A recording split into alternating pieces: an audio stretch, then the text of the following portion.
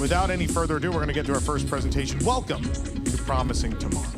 But 3,000 people with 150 disciplines, everything that you can do to create things like this, and fighting with your team.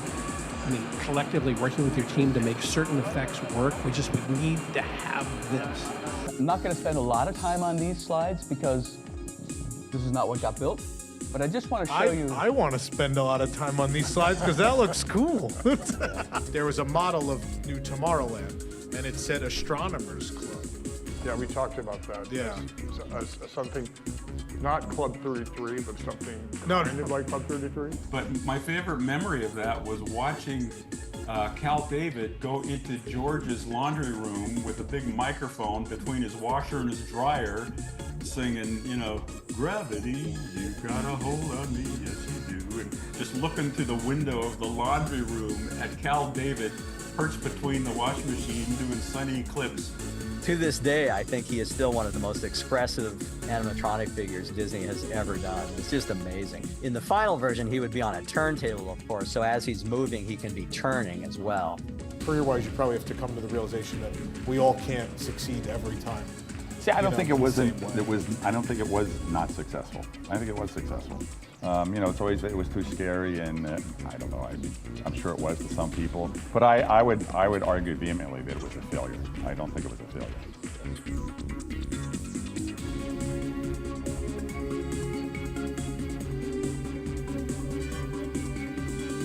There's a great, big, beautiful tomorrow, just a dream away. Yay! That was fun.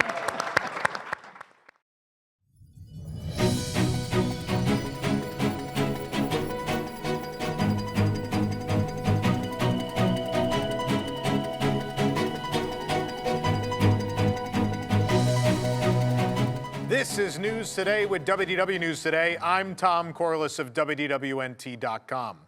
Please like this video, subscribe, and hit the notifications bell to make sure you never miss the latest from the Disney theme parks all around the world. Now, before we get to the news real quick, I'm going to mention this because you guys so Lori, our office administrator, is handling all the shipments for Carousel of Products. We don't have him yet, right? Sonny, Intergalactic Lounge Singer, is only pre-order so far, but you guys have gobbled up. I think we're almost about halfway sold out of him. So if you want to get Intergalactic Lounge Singer, this is the time to do so. They're going to ship between April and June, I believe. But pre-orders now, he's a limited edition of 1,500, and then that's it. But we do have the other products from our event, and you guys have been ordering them in bulk, I would say. So we do have those two poster prints. One being Space Mountain 50th anniversary, the other being the new Tomorrowland poster.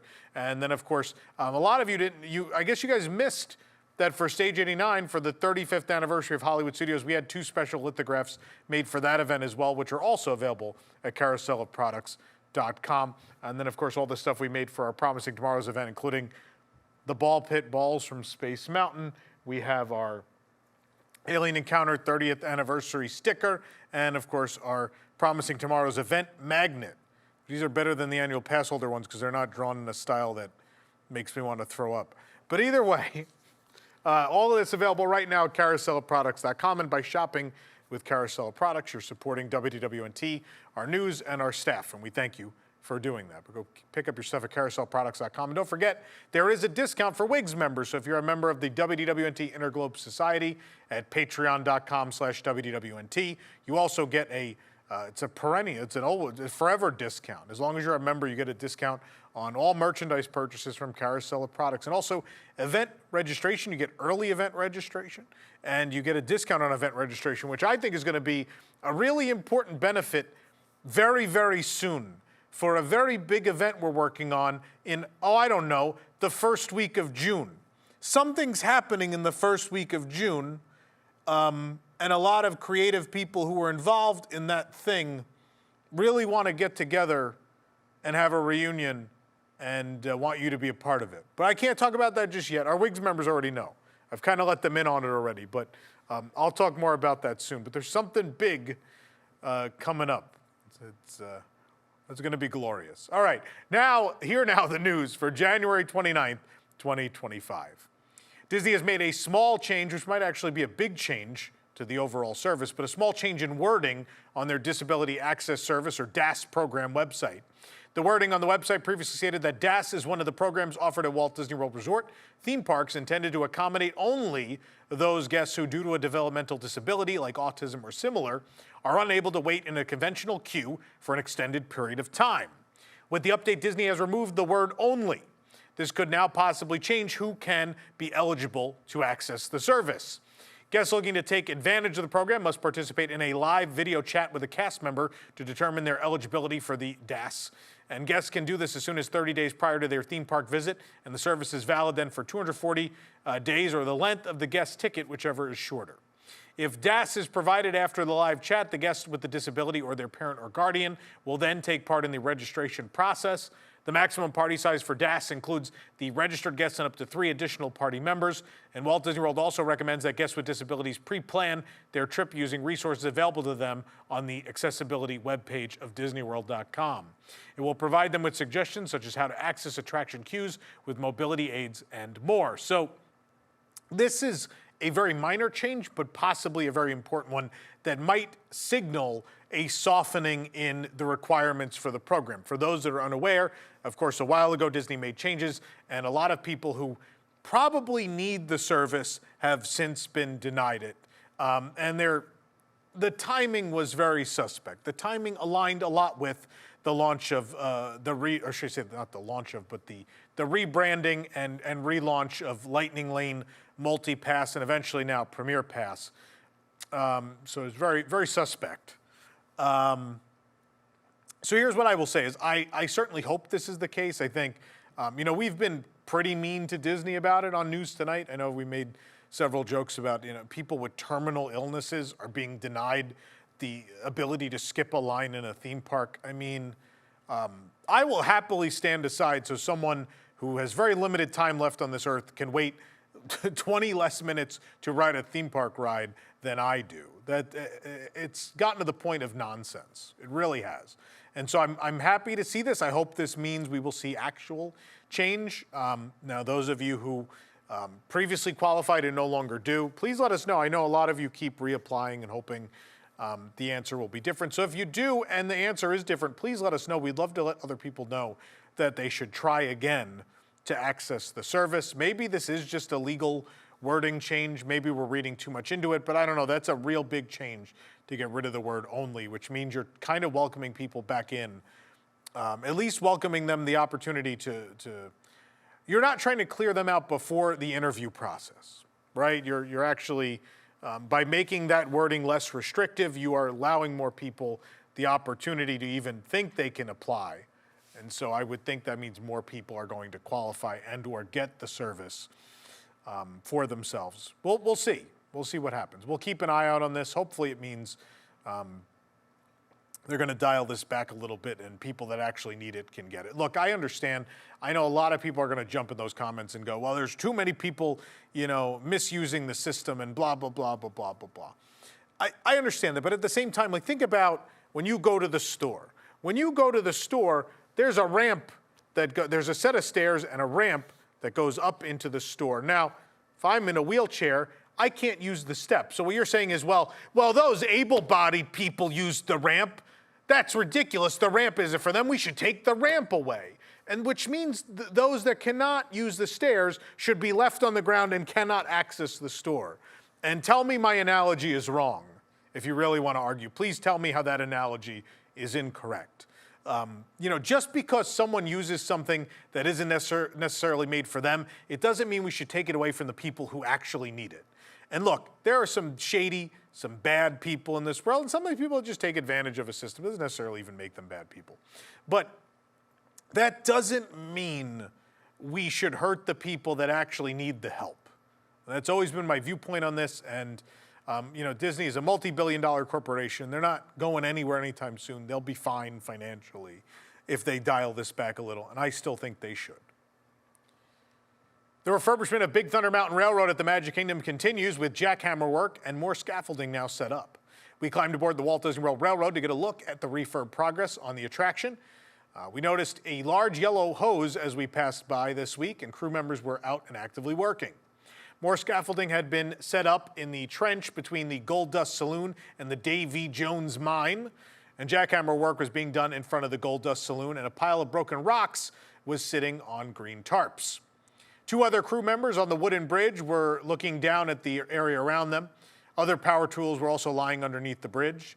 We also noticed scaffolding had been set up inside the Davy Jones mine, and crew members were working inside. The tree on the mountain range is now completely surrounded by scaffolding as well.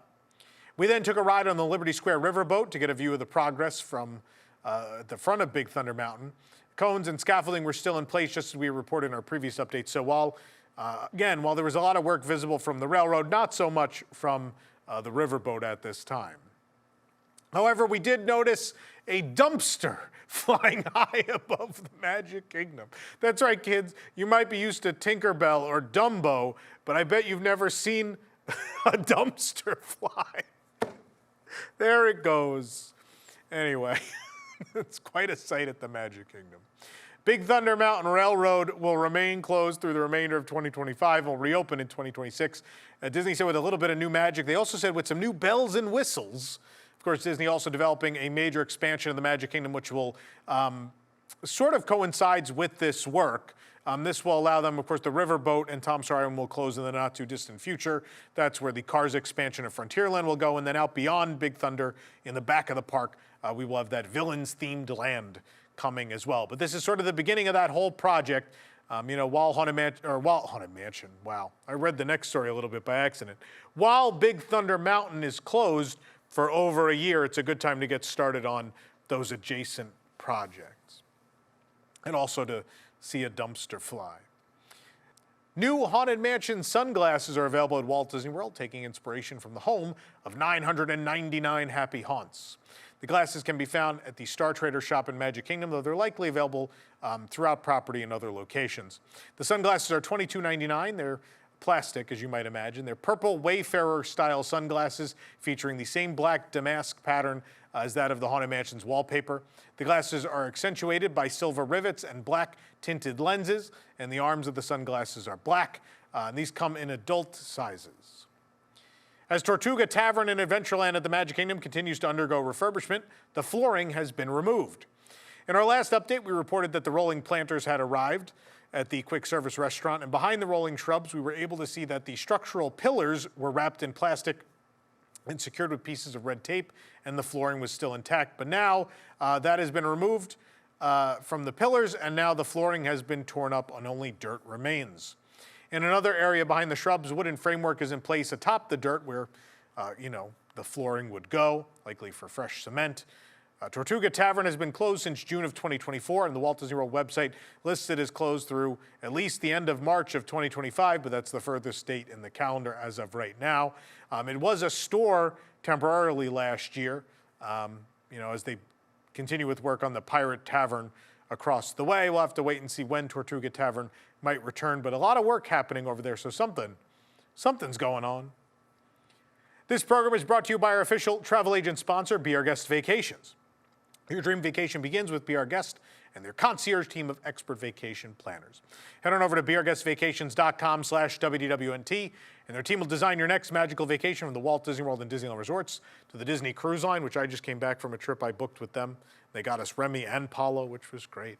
Adventures by Disney, and more. And if you don't believe me, I'm going to read you now. We have some actual testimonials from some of our viewers who have used Be Our Guest at our recommendation. I'll read these real quick. We have Joshua Anderson, who said, it was free and easy to use. They allowed us to create and enjoy the vacation we wanted. I would use their services again.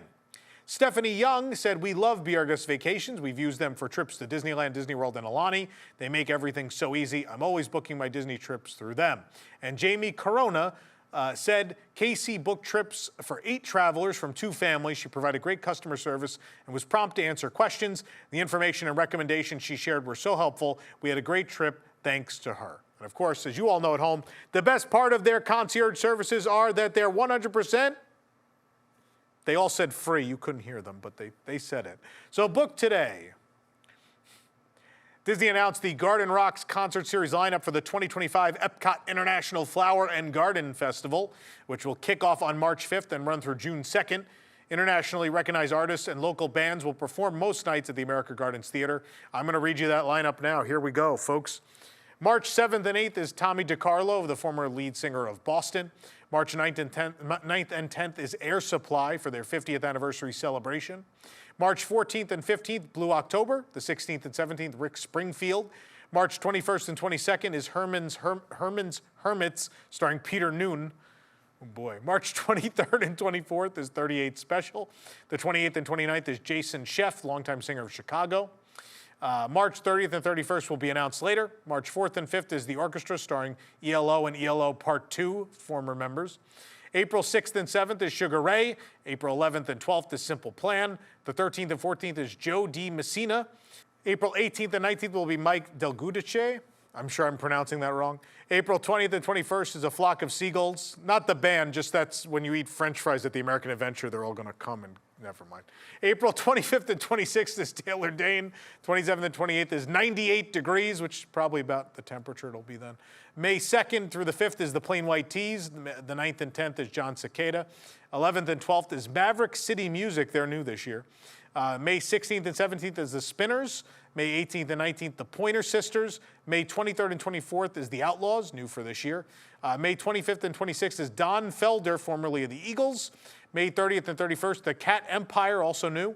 And last but not least, June 1st and 2nd, We the Kingdom, also new for 2025. The lineup is subject to change.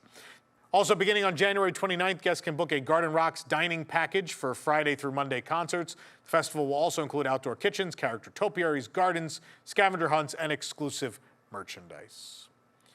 In our last update, we told you that Walt Disney Imagineering had filed a notice of commencement permit for the signage installation at the Canada Pavilion in EPCOT, where mysterious construction has been ongoing for a year now. And looking at Hotel du Canada, the black waterproofing underlaying, which goes atop the plywood structure, is now visible to us. There's also orange plywood below on what appears to be a new entrance, or at least some sort of service area. Roofing will need to be added to this before signage can be installed, but they are going to be installing signage according to this permit. Now, this has been ongoing. I think what essentially happened is there was a big refurbishment in Canada from June of 23 to February 24, and then since February 24, we have been watching this space to see what they're doing. Now, I've heard horror stories about this building. They thought this was going to be a quicker project, but apparently, even though they just refurbished the entire Hotel du Canada facade, the whole thing is leaking and it's a disaster, and so it has taken them a lot longer to complete this project than they originally thought it would. But the theory is that this is a bar, that they are building a permanent bar upstairs. This used to be a shop space many, many years ago, but it looks like a bar to me, and it's EPCOT, so probably, and I also think it would be good. I probably think it would be good to get the bar out of the store. In the Trading Post shop, they've used that second room as a makeshift bar for quite a while, and I think it would be good to get it out of there and have an actual standalone bar, maybe. This is pretty far back in the pavilion, too. I wonder how foot traffic's going to be. We'll have to wait and see how this all works out. The first Sumatran tiger cub born in 7 years at Disney's Animal Kingdom, Bakso, can now be seen by guests on the Maharajah Jungle Trek. Born back in October of last year, Bakso can now be seen at the attraction with his mom, Sony. Wednesday, January 29th, today was his first day out and about in guest view. The mom and son played together early this morning as the first guest to spot him arrived on the trail, including our reporter. The pair have bonded backstage for the past few months as tiger cubs need their mother's care until they reach 18 to 24 months of age. Until now, guests have been able to keep up with Bakso's progress ahead of his Trek debut thanks to Tiger Tuesday TV, a 9-episode live stream program that Disney offered with a behind-the-scenes glimpse at the young cub's many milestones. Quote, "Tigers are in steep decline in the wild, so it's a very special thing to welcome a new baby here at Disney, the first in 7 years," said Dr. Natalie back in October of 2024, who was one of the veterinarians who monitored Sony throughout her pregnancy. Tiger births are rare in managed care and take a lot of planning and coordinating by our animal care team and the species survival plan. There are less than 600 Sumatran tigers left in the wild in managed care, and they are considered an umbrella species, meaning that conservation efforts to preserve them will extend to other species within their habitat.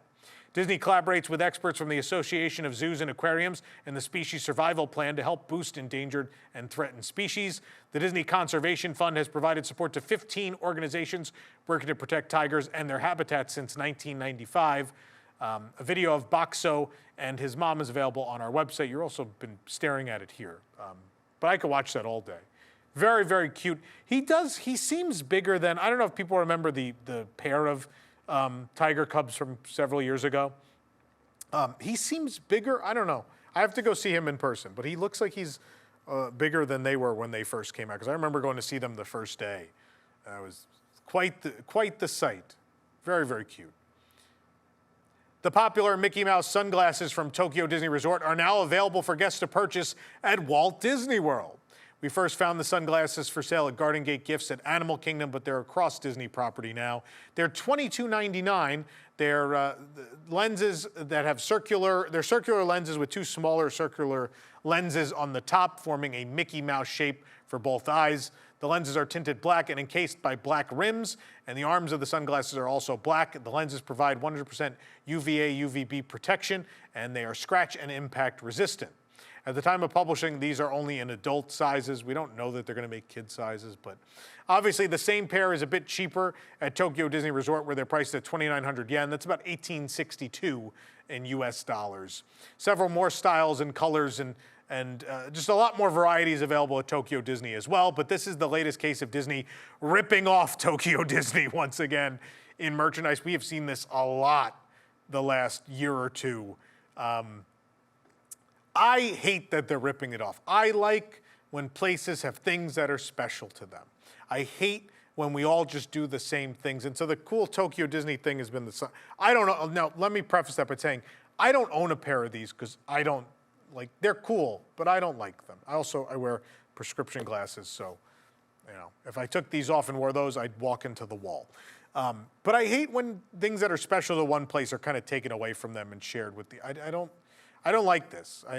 Although I will say what got annoying was what happened was I think people went to Tokyo Disney and they bought these because they're like, oh, it's the thing I have to get. And then that's all they wear to the parks now are the Mickey sunglasses. And so it's a way of I went to Tokyo, look at me. I've certainly never done that with anything. I never put stuff on this desk and, taunt you all with where I've been. But nonetheless, I do think it's a thing that is a trademark item of that particular place, and so for it to be shared, I don't care for it. I think it's weird. I like the reason to go visit all these places, the reason to go on all these different Disney cruises, the reason to go see all the Disney places in the world, or go anywhere in the world is because things are different and a souvenir, to purchase a unique souvenir you can't get anywhere else. And so if you can buy it anywhere else, then it ceases to be unique. Sebastian's Bistro, the popular restaurant located at Disney's Caribbean Beach Resort, has announced a short refurb and closure in March of 2025. According to the Walt Disney World website, Sebastian's Bistro will close on March 25th. The announcement notes that the restaurant is expected to reopen by the end of March, so obviously that's just a few days later, but no exact date as of yet. But guests staying at Caribbean Beach are encouraged to utilize other nearby dining options, including Centertown Market and Spyglass Grill. Sebastian Bistro is a Latin and Caribbean-inspired restaurant open nightly for dinner at the resort. The food is served family style and brought on large platters to the table. One of my favorites. I will tell you, if you guys touch that music loop, if you remove that music loop with those weird, deep-cut Sebastian cover songs from the early 1990s, we will come for you. Don't you dare. You must, life is a magic ting, must remain in this music loop. Don't touch it. Magic ting. Walt Disney Imagineering Star Wars BDX droids recently set sail aboard the Disney Wish. The BDX droids enjoyed the two Star Wars offerings on that ship, that being the Star Wars Hyperspace Lounge and the Cargo Bay, which is part of the Kids Only Oceaneer Club. That's the first time I've ever heard of anyone enjoying the Hyperspace Lounge, so I'm glad someone liked it. Disney noted that this was a once-in-a-lifetime journey, and the droids will not be part of regular sailings. The reason for their inclusion on the singular voyage, unknown, other than maybe a social media video, I don't know. Either way, the BDX droids have earned the 2025 Thea Award for Outstanding Achievement Technical Innovation. The droids are created exclusively for Star Wars Galaxy's Edge, so they draw inspiration from the BD Explorer droids already seen in the Star Wars universe, including BD-1, Cal Kestis's droid from the Star Wars Jedi video game series, and BD-72, I don't know this guy, but Pili Motto's droid from the Book of Boba Fett. The BD Explorer droids debuted in Star Wars Jedi Fallen Order back in 2019, and a couple years later in Star Wars Galaxy's Edge, where they're wonderful. We love them. For the absolute latest on these stories and all that didn't make it into today's show, be sure to check WDWNT.com and follow us on all your favorite social media platforms. You can support the entire team behind this show by joining the WDWNT Interglobe Society at patreon.com/WDWNT. I won't bore you too much with this ad. I know I mentioned a lot of this already, but a special shout out to all of our WIGS members watching who make this show happen every week. For the worldwide leader in Disney Parks news, this is Tom Corliss saying enjoy the rest of your today and have a great, big, beautiful tomorrow. Wave goodbye, Sonny. I mean, intergalactic lounge singer.